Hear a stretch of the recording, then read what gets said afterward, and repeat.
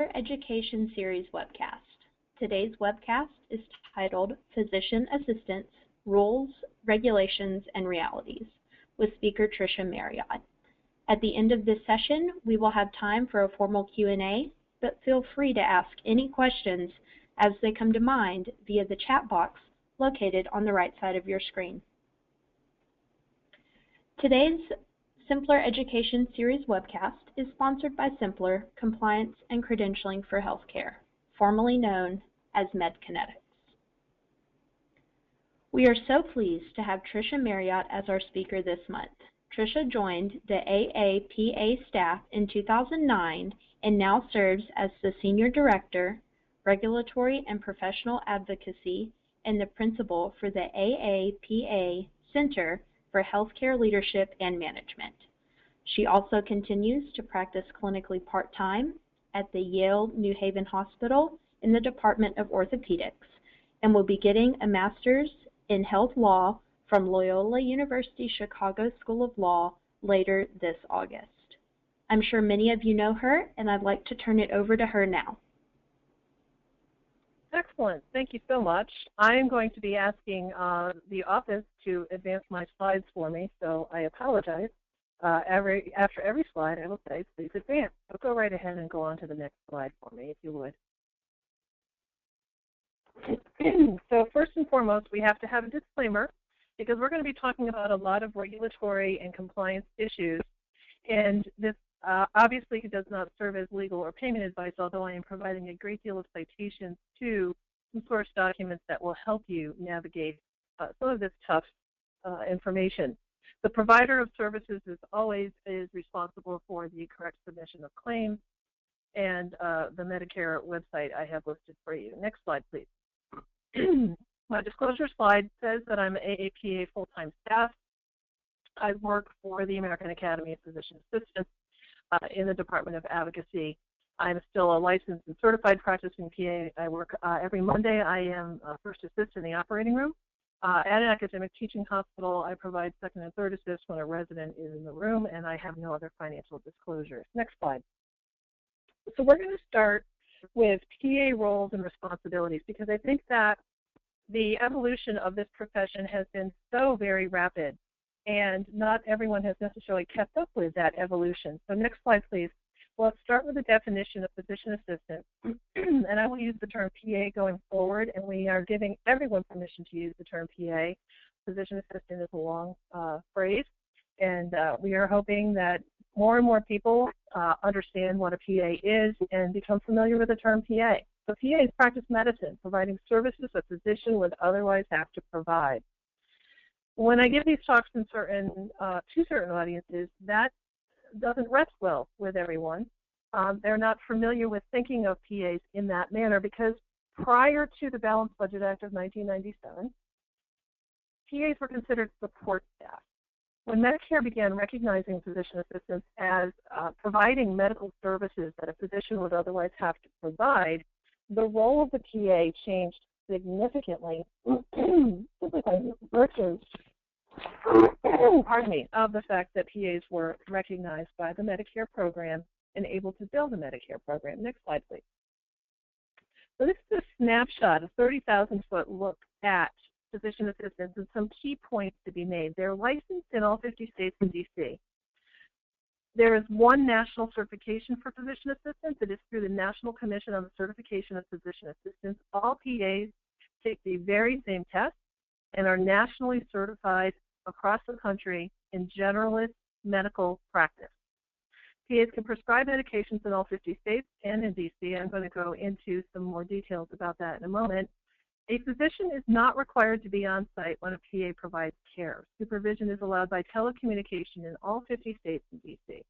We're going to talk about supervision separately as well. PAs are recognized by Medicare as ordering, referring providers. They're enrolled in the Medicare program and are able to bill the Medicare program. They provide physician Part B services since the implementation of the Balanced Budget Act, which happened in January of '98. PAs are granted medical staff privileges in hospitals, ASCs, skilled nursing facilities, and PAs can perform procedures. They can assist in surgery, even in teaching hospitals. There are rules associated with some of the things that PAs can do, and they can perform visits in nursing and skilled nursing facilities with some caveats on payment and documentation. Next slide, please. For scope of practice, scope is defined by, next slide, please, education and experience. The PAs are educated in the medical model. The program's average 26 months. That is generally with a week of vacation at Christmas time, so it's not semesters. It is over the course of a continuous 26 months, and there's over 2,000 hours of supervised clinical practice during training. The best way to describe that supervised clinical practice is similar to what your interns and sub-interns are doing, where they are actually on a physician resident type team, and they rotate through all of the different specialties. They're doing internal medicine rotation, OBGYN, pediatrics, primary care, et cetera, et cetera. So through the course of those 2,000 hours, PAs get exposure to all of those different settings. The scope is also defined by state law and regulations, and then facility policy and privileging is a very key part of what PAs are allowed or not allowed to do. The physician delegatory authority resides in state law and in facility policy, and it's determined often by the type of practice and the patient needs. And there's a term that has been introduced in the past couple of years, which I think is an elegant way of thinking about the PA physician team, and that is the negotiated practice autonomy terminology. And that is that with every physician in PA, they decide at the practice level what the PA will and will not do, and it's based on competencies and experience and the physician's comfort level with what he knows the PA may or may not do. As a PA who has practiced with 57 different orthopedists in my career, I've been at this almost 30 years now, I can tell you that my relationship with each and every physician and what they allowed me to do or asked me to do varied widely until they got comfortable, until we got to know each other. And the physician I'm with right now, I've been with since 1998, and certainly we know what my skill set is.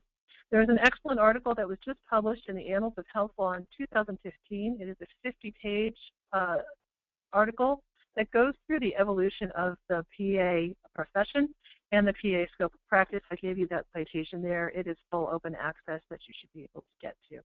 Next slide, please. And it was written by my colleagues. So let's talk about interdependent concepts. At the AAPA, we get phone calls from all around the country with questions about usually a very defined, unique question. Can a PA do this? I want to know how to bill for a PA. The issue is that unless you have all of the interdependent concepts lined up, you may not be able to do one thing or another. So if you haven't credentialed and privileged a PA for a certain procedure, if you've not granted them the privilege to do it, you then can't bill Medicare for doing it.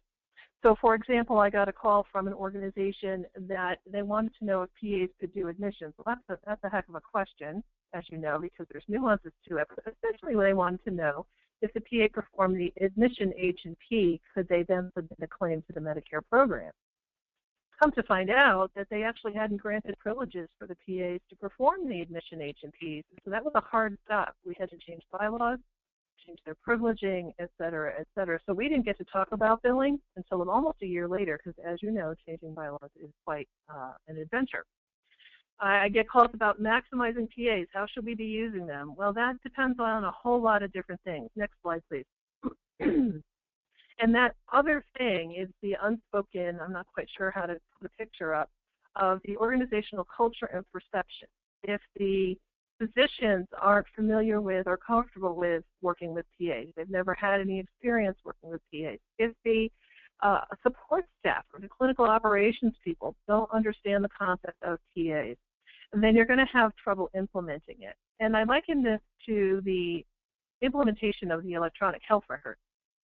Electronic health record has been built by some computer people and some technological type people who may not have any understanding of what it means to take care of a patient in a room. And so until those two things come together and have a common understanding, the implementation of the EHR is difficult. I think that that's a good parallel to make. There's a lot of myths and misconceptions out there that hopefully I'm going to try to dispel in 45 minutes or less. The word supervision is also a major problem, and we're going to go launch right into that now. So next slide. Supervision is a connotation that the physician sits on the shoulder of, or is watching over, or is holding hands or babysitting. And so that's why I chose that particular picture, because that is not exactly what supervision means. And in fact, it's not at all what supervision means when you're speaking about PAs. Next slide, please. Supervision is defined in state law. I pulled out 2 different states and what they say about supervision. And you'll note that in Connecticut, there's a difference between supervision in a hospital setting versus in a non-hospital setting. So you need to be aware that your state statute is something that you should have at your fingertips ready to go, and that your policy should be written based on what your statutes say. So in Connecticut, in the hospital setting, it's availability by direct communication, either in person or by some sort of telecommunication. And in Minnesota, they very clearly say a physician's physical presence is not required as long as the PA and the physician can communicate. And, you know, 30 years ago, we had to carry dimes and use payphones and have all of his private phone numbers in our pockets so that we could find him. In this day and age today, it is so much easier to instantaneously get supervision. It has really changed the dynamic of our ability to communicate with our physicians almost instantaneously. Next slide, please. It is really, really important that you examine, scrutinize, have copies of your state law, because the PA Practice Acts in our 50 states in DC and in the territories vary so very widely. A few states have separate PA boards and committees, but almost all of them are subject to the state medical boards. They do not fall under the Nursing Practice Act. So for those of you who also have nurse practitioners in your organizations and wish to combine the 2 groups because they often function similarly, be very aware that the Nursing Practice Act does not apply to PAs and vice versa. Regulations also come out. If you just read the statutes, you're going to miss out on some things. Regulations come through the medical board in some places, the PA board, the Department of Public Health, or other state agencies. You need to be aware of what those are. Additionally, there's often some extra paperwork. Some paperwork in the forms of delegation agreements, practice agreements, registrations, physicians having to interview. There's 2 states at the top of my head that actually require that the physician and or PA be interviewed by the medical board before they're allowed to practice. Also be aware that the rules may change somewhat by practice setting. That is, in a hospital there's one rule, where in a physician's office there's another rule, and then in a nursing home there just might be another rule. As far as prescriptive authority, and I did not do a separate slide for prescriptive authority, but I want to let you know that this is the state laws are changing rapidly. 49 states last year changed their laws for PAs. For prescriptive authority, all states in DC grant PAs prescriptive authority, so they can prescribe in all 50 states in DC. The controlled substances, however, are not consistent. 41 states in DC grant PAs full prescriptive authority. 7 states impose some sort of limitations on scheduled drugs, primarily the Schedule IIs. And there are 2 states that do not allow PAs to prescribe controlled substances at all. That is Florida and Kentucky. Louisiana is the latest to just add Schedule II as of July 1st. Ohio recently changed all of their state laws for PAs, including changing the term registration to licensure. And be also aware that if you have MDs and DOs in your facility, some states have different statutes for the allopathic versus osteopathic, and Maine and Pennsylvania at the top of my head come to mind. Next slide, please. So for supervision, people say, well, that's what the state says, but what about Medicare? Medicare also very clearly states in the Medicare benefit policy manual that the physician does not need to be physically present when a service is being furnished and may be contacted by telephone. Unless there's something specific in state law, Medicare allows for telecommunication. Next slide, please. Medicare also allows for MD-DO. You need to be aware that your state statutes have to allow for MD or DO. Note that there's no provision for any other type of physician under Medicare law, however, such as podiatrist or chiropractor dentist. There are some states that in statute allow for PAs to work with podiatrists. There's about a half a dozen. However, knowing that under the Medicare payment rules, the PA can only work with an MD or a DO, be aware that assisting in the OR with a podiatrist might not meet the Medicare supervision rules because that person is not an MD or a DO. So there's a compliance risk. And this is cropping up mostly in our ortho practices that are adding podiatrists, and some of our ASCs are calling and asking about podiatrists and PAs. So understand that even if you're in a state that has a state statutory language, that may not meet the Medicare rule for supervision of a PA and NP additionally. All right, next slide. Let's dispel some myths. So these are my favorite ones that we get calls about all the time. These are myths. None of these things on this slide are true. Next slide. PAs absolutely can see new patients. The physician does not need to see every patient. PAs can perform consultations. As you may know, Medicare discontinued consultation codes in 2010. If you look at the historical language for consultations, PAs were included in those who could perform them when the codes did exist. And so if you've got antiquated policy in your hospital or facility that says PAs can't perform consultations, you may wish to look at that, because there's no reason, in the absence of anything to the contrary, PAs can absolutely perform consultations. PAs do not have to have a first assistant certificate. This is coming out of certain regions of the country. PAs are taught surgery as part of their PA program curriculum. And so for first assistant, PAs are not necessarily required to have a first assistant certificate. And in fact, most do not have a first assistant certificate. They're taught that through their PA training. PAs can absolutely bill in the hospital outpatient setting. This is due to the initial outpatient rules that were published many, many years ago. Those went away. PAs can absolutely bill in the hospital outpatient setting. And as I said before, a physician does not need to be on site. So next slide. These are questions that we get all the time.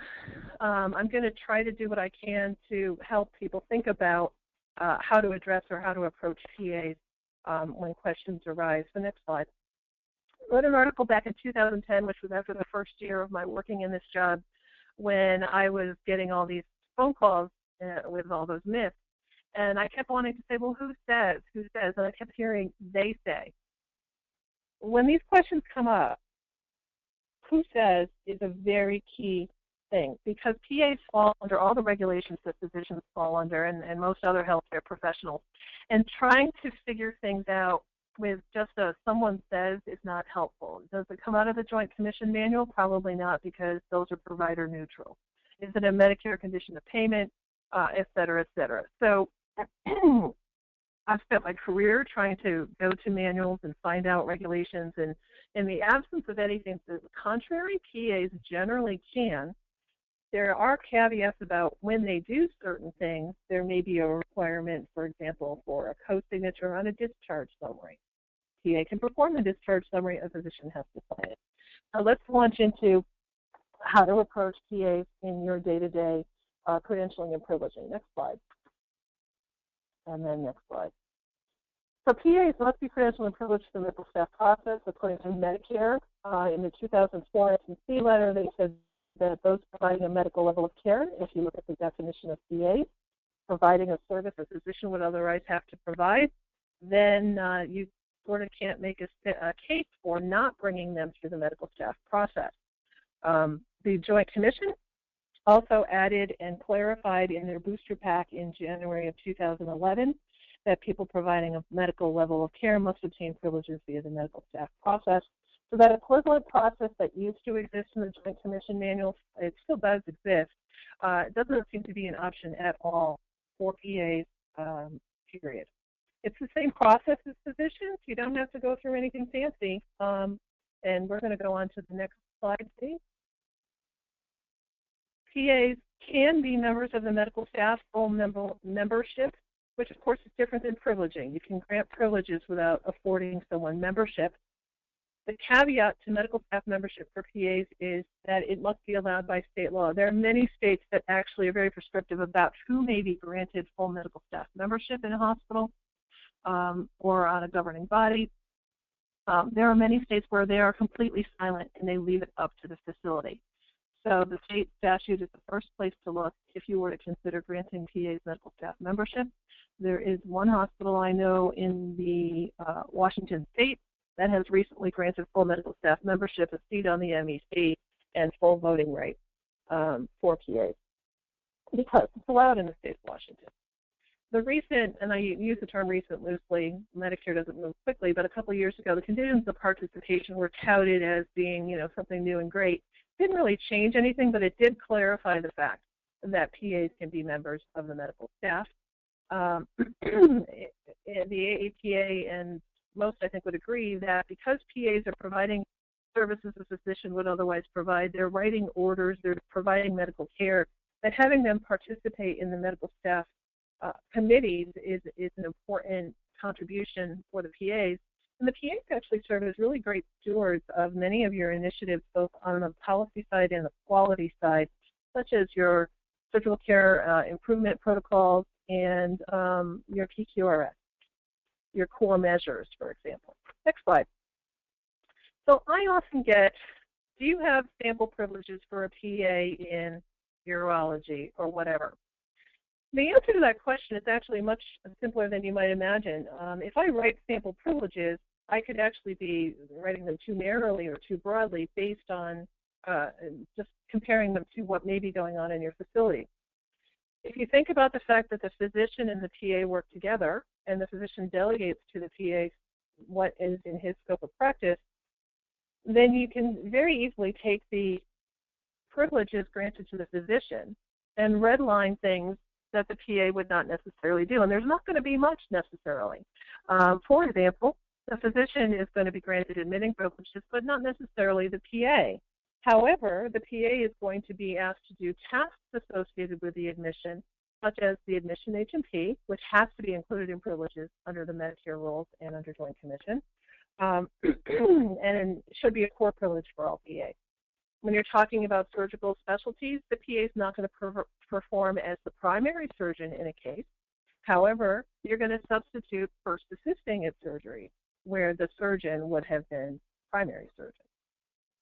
So I think that makes it easier. It seems to resonate when I speak to my med staff professional friends.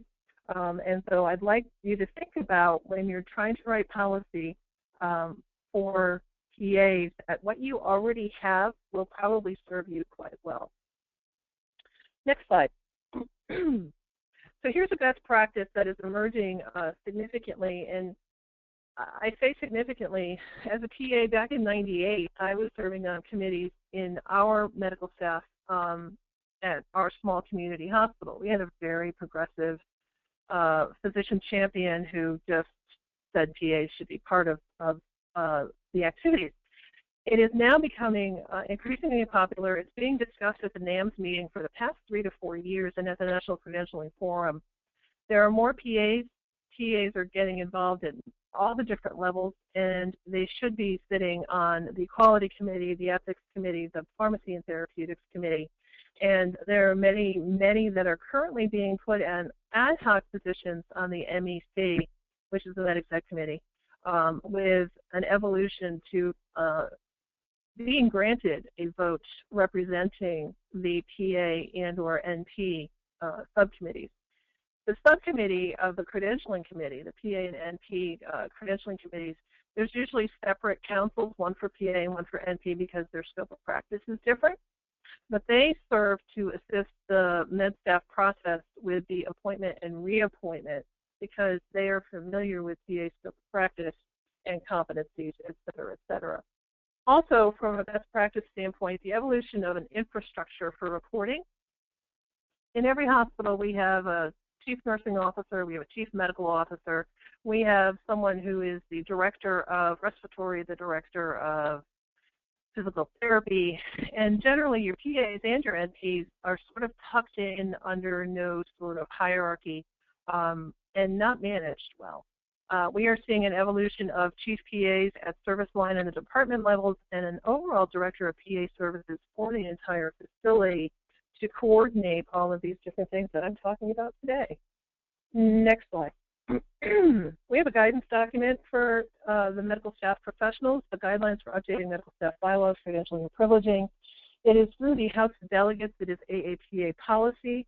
It is updated every 5 years and earlier if needed. The last iteration is from 2012. This is open access, direct links for you to download and can serve as your base foundational policy for your rationale for your bylaws.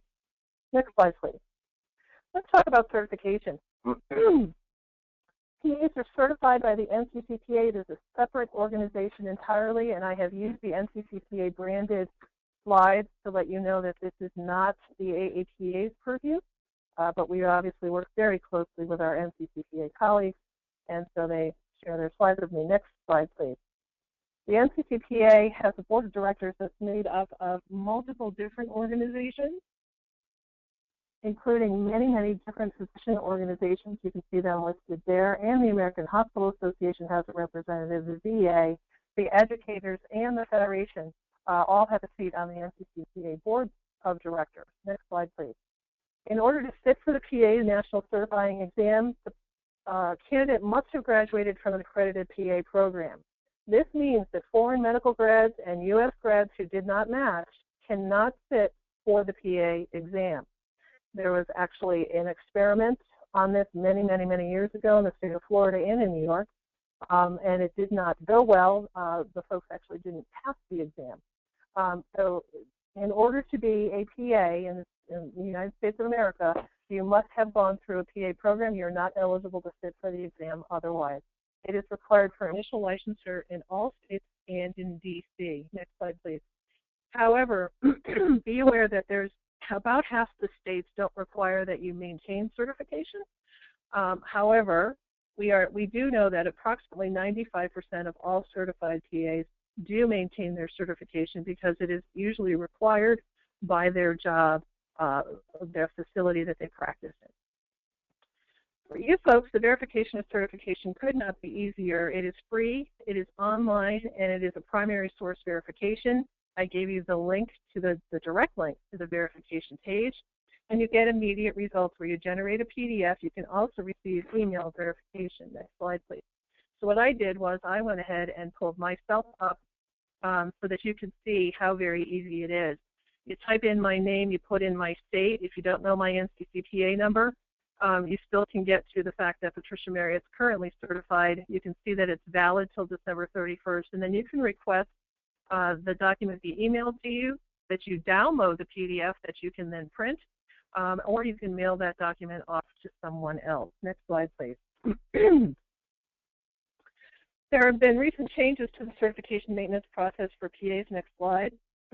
Previously, the PA competencies that were addressed by the certification were simply medical knowledge by virtue of the test that was taken every 6 years.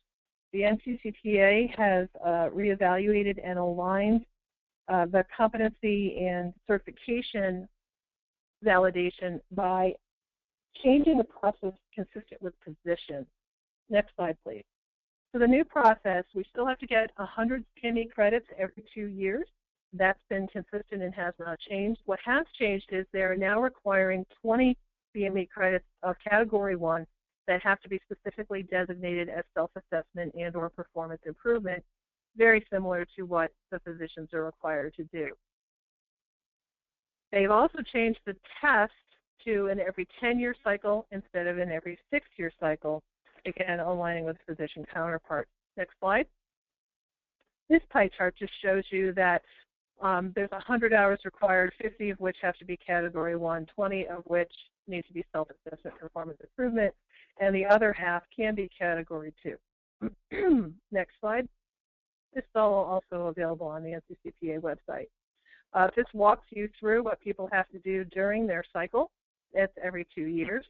And then after the 5th cycle, they have to, again, do another 100 hours and then pass the recertification exam. Next slide. The transition timeline is confusing to some, and frankly, the med staff professionals don't have to worry about it. What they do have to worry about is that the PA maintains their certification. It's really the PA that has to pay attention to these changes. However, the PA can sign into their record and find out what that transition is. Next slide, please. Well, I'm in the middle of my certification cycle, and right there it says your first 10-year certification maintenance cycle begins May 1st. So currently, I just go along as previously, getting my 100 hours every 2 years and submitting them to NCCPA. I take my next test in 2017, and then I start on the 10-year cycle. Next slide. The last item of business with certification is that the NCCPA introduced something called the Specialty Certificate of Added Qualifications, also known as CAQ. Next slide. This does not change the primary credential for all PAs. The only required credential for PAs is the NCCPA certification. The CAQ is not required to maintain certification and is not required to practice in any specialty. Licensure remains consistent. Certification remains consistent. The CAQ is an added qualification for PAs who want to establish that they have some proficiency. Next slide. So the specialties that are available currently are listed there. In 2014, pediatrics and hospital medicine were added to the list. Next slide, please. I think this next slide is probably the most important part of this story. We're hearing stories of organizations that believe they have to require the CAQ in order to give privileges in these different specialties. That is not true, unless you write it into your policy, which I would not recommend at this juncture if you look to see how many of these individuals actually have a CAQ. Remember, it's voluntary.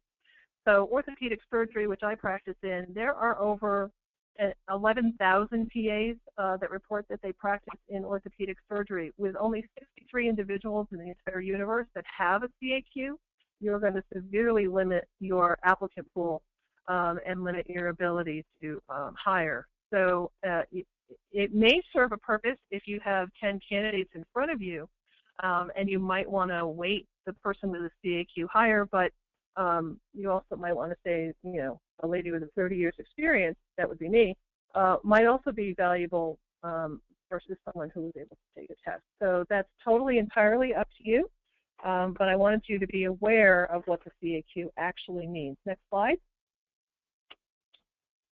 And I said that, next slide. So let's talk about clinical competency assessment. That's Rosa Annie there. She doesn't look well. Next slide. What's required for competency assessment is another mystery, and I get a lot of calls about FPPE, OPPE in particular. Understand that there's a lot of different layers to competency assessment. First of all, your state laws may have requirements for chart review or physician review of the PA's performance.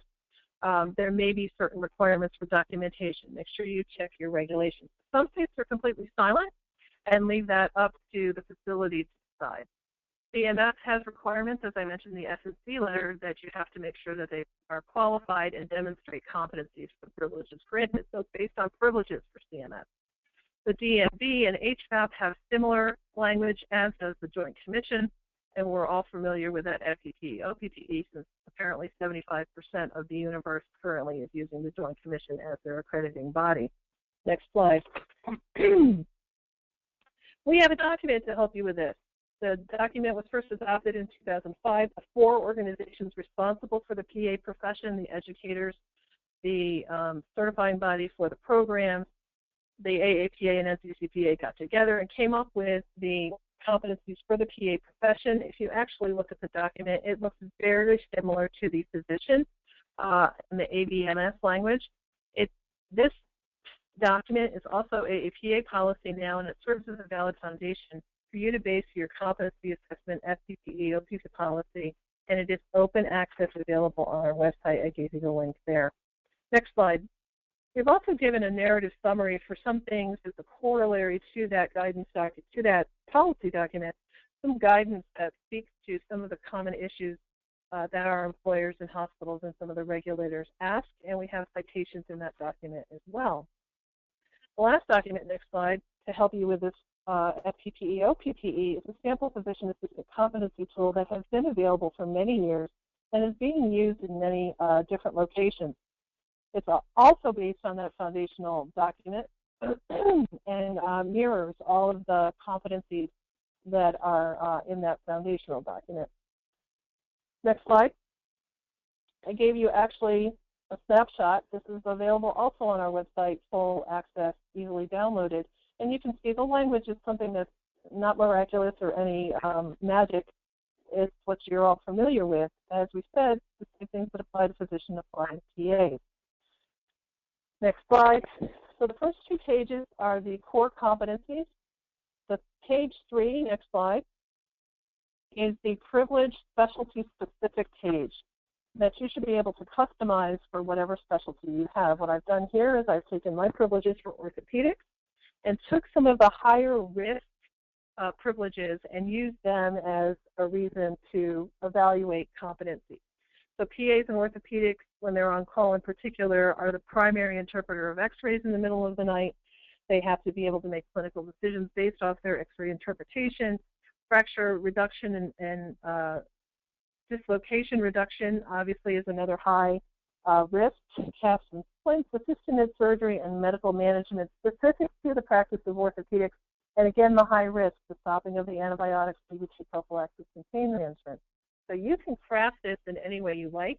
I chose to use a Likert scale, which you do not have to use, but we found in our own practice that the Likert scale helped us see if someone was drifting in some of their competencies and allowed us to do some performance improvement work simply by virtue of the physicians having evaluated our PAs. Next slide, please. Just a word on peer review for PAs, and that is that peer review is defined by the Joint Commission. Their definition of peer is important. Practitioners in the same professional discipline as the applicant who has personal knowledge of the applicant. The same professional discipline is an important phrase. That means that PAs cannot peer review nurse practitioners, and nurse practitioners cannot peer review PA. The Joint Commission actually posted an FAQ, next slide, that you can see who can provide a peer reference. And their answer, which I just copied and pasted for you and gave you the link, next slide, shows that a PA should be evaluating a PA, nurse practitioner should evaluate a nurse practitioner. However, there may be a situation where there is no NP or PA, and the peer reference is acceptable to be provided by a physician or a DO with essentially the equal qualifications. So they give you an example that an internist could provide a reference and a review of a PA and an anesthesiologist for a CRNA, etc. Next slide. So the bottom line is, what already exists? What do you have in place for your physician? A lot of the metrics for the physicians will apply to PAs, but won't apply to, many won't. For example, they're not the admitting physician. They're not going to have the signing off on the discharge summary requirement, but they may have medical record signatures on dictations that need to be signed off. So you may need to craft your review of certain elements just a little bit differently. Use what you can that's already in place, and then you might want to add a thing or two if you can find something. It needs to be relevant at the department level, and it will not be applicable across all different specialties for all PAs. Next slide. Remember that the competencies are defined by the medical staff, not nursing, not administration, not the pharmacy. So FPPE, OPPE, as required by the Joint Commission, is supposed to be determined at the department level and approved by the medical staff. Cognitive and procedural competencies, there are many places that are using simulation for the cognitive with live monitors changing before the PA's eyes, and they're asked to manage the patient. For example, an acute MI or a CHF patient. That seems to be a very valuable tool in competency assessment. And that's it for, I just did FPPE, OPPE in, I think, 7 minutes. Next slide. We're going to go into payment policy because I know many of you wear many hats, and some of you also have to be doing the credentialing for the different payers. Some of you also might be involved in contract discussion. So next slide. Let's talk about them by type of payer. I find that is easier to discuss You cannot apply Medicare concepts to the commercial payers and commercial concepts to the Medicare payers. You have to apply policy to each specific payer and cannot make assumptions. Next slide. The PAs are providers under Medicare. They're enrolled providers. They have to be enrolled as of January 1st, 2014. If a PA is touching a Medicare patient or writing any orders for a chest X-ray, for labs, for medications, that PA must be enrolled in the Medicare program. Reimbursement for services provided. PAs are reimbursed at 85% of the physician fee schedule. There are provisions for 100% in the hospital setting, shared visits. In the physician office setting, Incident 205, I am not going to go into that. That's a 45-minute presentation in and of itself. But generally, if you submit a claim under the PA, you'll get 85% of the physician fee schedule. Next slide, please. So Medicare does allow PAs to submit claims under their own NPI. They don't allow PAs to direct bill. So I think that this is a misnomer. Putting the PA's name and number on the claim, in my opinion, is direct billing. What they don't allow is direct payment. The payment cannot be directed to the PA. It can only be directed to the PA's employer.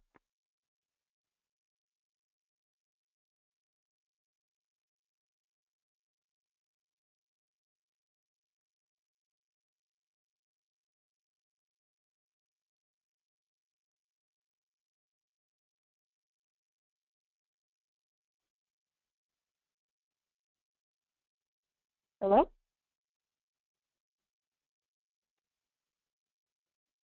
Am I still on? Yes, I am. Okay. Yes, now you're on. Thank you. Something happened to my phone. I apologize. So the Medicare manual very clearly states that the employment relationship is a key element for receiving payment for services provided by PA. Payment can only be directed to the employer. That's found in 2 different manuals under the Medicare program, and I gave you the citations right there. Next slide. PAs can bill all levels of evaluation and management. This is another key point to be made. There's a myth out there that PAs cannot bill the higher level codes or that they can't bill admission new patient codes. The Medicare manual clearly says all services billed under all levels of CPT. They don't have any exceptions in the Medicare manual. Next slide. So new patients and new problems can be seen under the Medicare program by PAs. When they do, however, and this is the caveat that I was saying that, PAs can do it, what you need to know is that the claim has to be submitted under the PA and you can only receive 85% reimbursement. There is no option when a PA sees a new patient or a new problem that the physician can bill for that service. Next slide. So then the next part of the conversation tends to be, what about that 15% left on the table? Next slide. So we're going to talk about that 15% really not being left on the table. That is clearly a myth, because the physician's salary and compensation is much, much higher than that of a PA or an NP. I use the big apple and the small, tiny orange. They're both sweet and they're both tasty, but one is really quite larger than the other. Next slide, please. So PAs are paid at approximately 1/3 to 1/4 the salary of their physician counterpart. When you get into some of the subspecialties, such as dermatology, neurosurgery, orthopedics, plastics, it tends to be 1/5 to 1/6. It's supported by MGMA data. This is about math. The profit margin when a PA provides the service, even when you receive 85% reimbursement, is higher than when a physician has provided it and received 100%. So I did the math. Next slide. I chose 300,000, 100,000 using the 1/3 generalization. I did the payroll rule of dividing by 2,080, coming up with $144 an hour is the cost of a physician and $48 an hour is the cost of a PA. The service, if the physician provided a $100 service, then you're going to get paid $85 for that very same service, that same CPT code. So the first visit of the day at $100, you're still $44 in the red with a physician, but you've already made a profit off of your PA. And that continues for the rest of the day. For every hour, the physician still, if he's only doing $100 services, is still going to be in the red for the first visit of every hour. Next slide. The state Medicaid programs are all over the map. Their rules are varied widely. They do not necessarily follow Medicare. Next slide, please. But all state Medicaid programs do pay for services provided by PAs. Many of the states still do not enroll, although that's changing because PPAC of Section 6401 requires it. The claim is submitted under the Enrolled Physicians NPI, which can be an administrative nightmare figuring out how to do that. But again, they do pay. They just require that you submit the claim under the physician, and that's not necessarily incident to billing. It is billing methodology for that payer. Most of them don't require a physician's presence on the site, and a few of them will not pay for services provided in the hospital, although that is also rapidly changing. And we have some Medicaid programs that don't recognize PAs for first assist. While the state allows PAs to first assist, the Medicaid program won't pay for it. Next slide. So I gave you a map of the current state of the union, if you will. There's states that enroll PAs, there's states that have limited enrollment, and then there's states that don't enroll PAs at all. You'll see the green. Those are states that recently have changed their policy but have not necessarily yet implemented enrollment. Those 3 states are in green, and you're going to have to check with your state Medicaid program to find out what that process is going to be.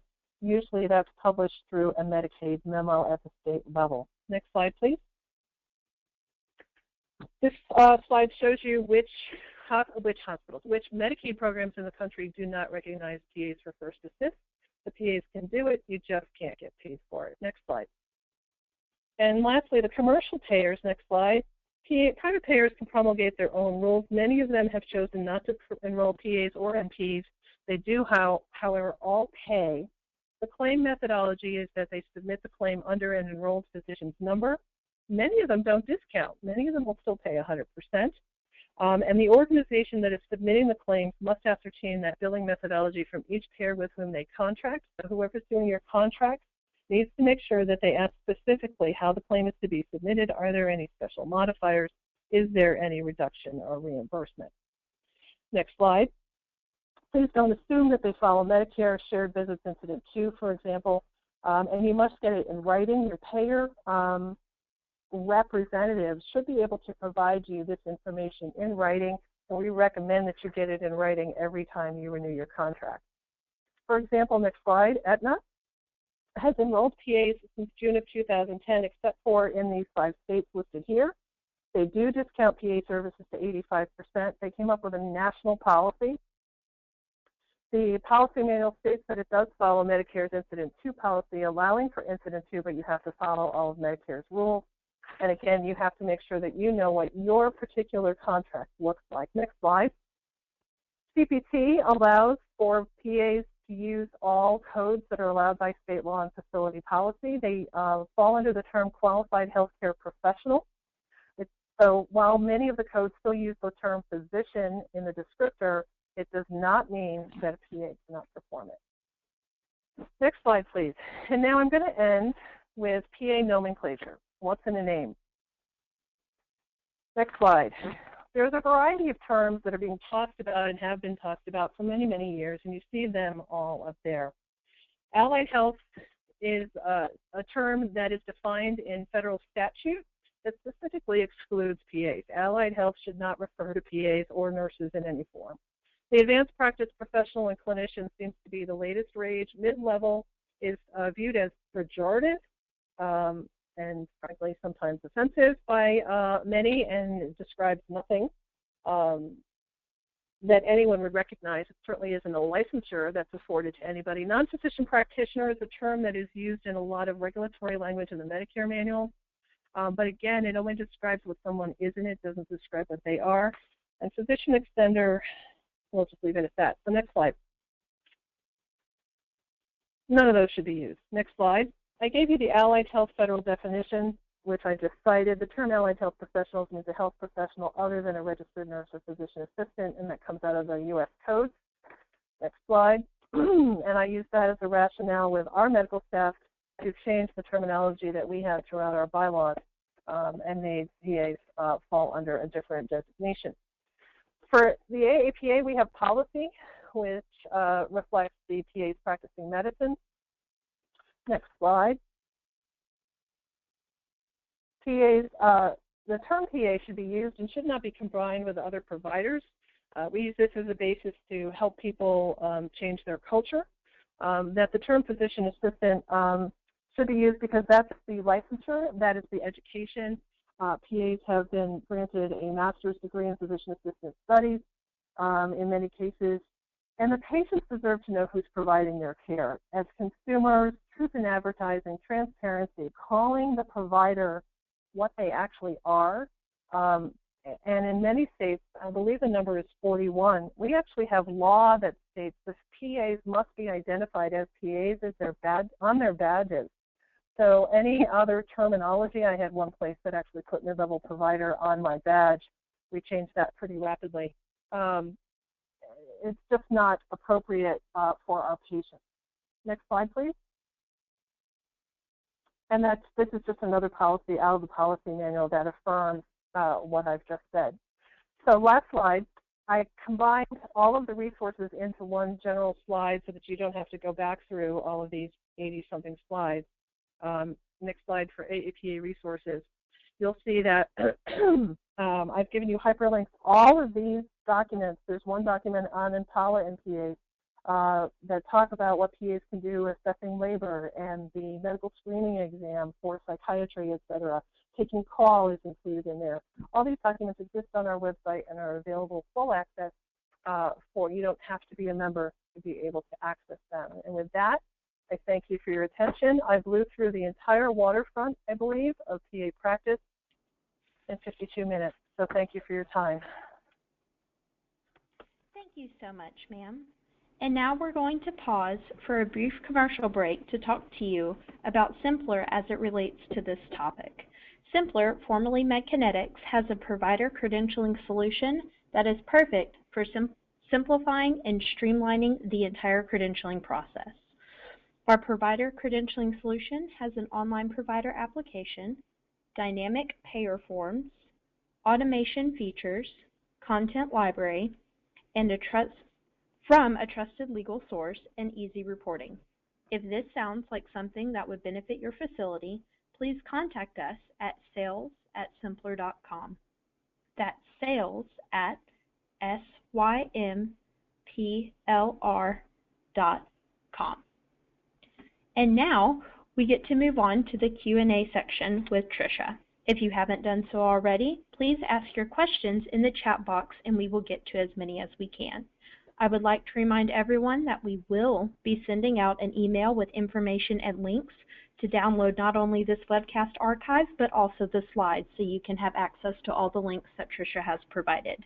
Be sure to add communications@symplr.com to your contacts to ensure that you get this email. All right, our first question comes from Karen. She asks, is radiology being considered? We currently have a request to add a radiology PA to staff. Not only is it being considered, there are PAs in radiology across the country. There are PAs in interventional radiology. There's several practices in the Northeast I can think of off the top of my head that have more than 15 PAs in their interventional radiology department. So absolutely, PAs are being used in radiology, mostly in the interventional radiology lab. And the Society for Interventional Radiology has policy for the implementation. If you go to SIR, you will find that there's a paper that was written about integrating PAs into interventional radiology. So the answer to that is yes. All right. All right, thank you. We had another one come in from Miss Patty. She says, is there a combined name that could be appropriately used for PA and NP? Yes. And it's really shocking. The answer is PA and NP. For the reasons that I finished with on that PA nomenclature, the clarity of PA and NP is just, it's a licensure, you know, and if you're in a state that they're APNs or they're APRNs, then I would recommend PA and APN. It also will help you define whether or not you also mean CRNAs, clinical nurse specialists. There's a whole host of different types of folks out there. So the reason for combining them is often administrative, thinking of them as a whole. But when you're talking about your medical staff privileges and some of those other documents, I think the clarity is really, really super important. All right, thank you so much, PA ma'am. and P is much shorter than advanced practice clinicians or practitioners. So. Yes, ma'am. All right, we had another one come in from Miss Judy. She asked, could you please clear up that a PA can see a Medicare and Medicaid as a first-time new patient? Is there any resources to back this up? Yeah, so the citation that I gave you from the Medicare manual that says that PAs can perform all levels of an E&M, the new patient codes are E&M codes. So that portion of the Medicare manual does not say except for new patients. It doesn't say except for patients with new problems. The caveat in that slide, a couple of slides later in the payment policy, is that when they do see a new patient, the claim has to be submitted under the PA and you'll receive 85%. So I believe that myth of the PAs can't see new patients is because of the concern of the 15%, air quotes, loss that people typically think of, which is why I've included the apples and oranges comparison, because the contribution margin, even at 85%, is higher when PAs are seeing the new patient. All For right. Medicaid, you have to go to your Medicaid manual. I've not seen that PAs cannot see new patients in any state manual off the top of my head. I've not read them recently. But you have to make sure that you go to each different payer. Medicare and Medicaid are not the same. Although Medicaid does follow many of Medicare's, they do not follow all of Medicare's rules. All right, thank you so much, ma'am. That's about all the time that we have for our Q&A. Please feel free to continue to submit your questions to communications@symplr.com, and we will be sure to follow up with you to get you your answers, whether it be from someone at Symplr or Ms. Tricia herself. Ms. Tricia, is there anything you'd like to say in closing to our audience? No, thank you for your time and for everyone for participating this afternoon. This was great. All right. Well, thank you again, and thank you all for joining us today. A recording of this webcast will be archived at symplr.com soon, and we are also going to email the link out to our archive within a couple of days. If you have further questions, please email us at communications@symplr.com, and please also add us to your contact list. That way you can get the links to download this webcast. We would like to thank you all for joining us again, and we will see y'all next time.